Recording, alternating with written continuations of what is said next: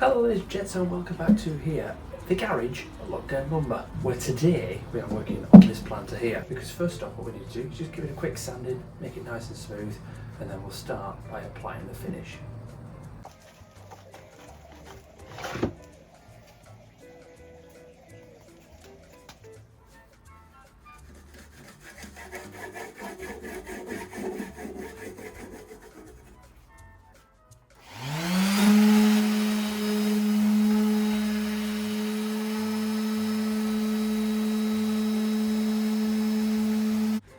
Let's time lapse this bit, it's going to take a while.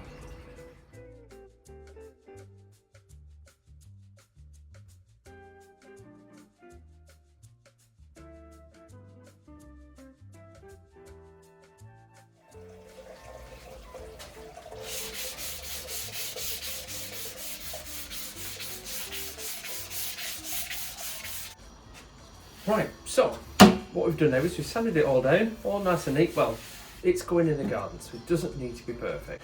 So the finish that I'm going to go with is I'm going with this Valentine's Danish oil. Now, it's not sponsored, it's just the reason I'm trying this one. I do normally try other Danish oils.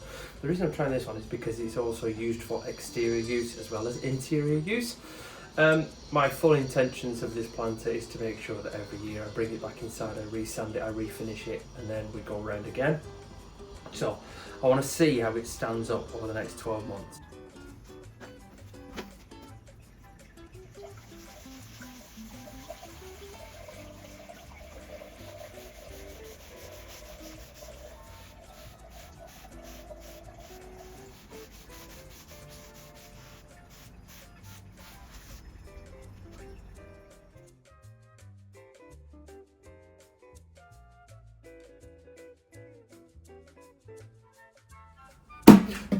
Right, we are done. All that's left to do now is put some sort of lining on the inside.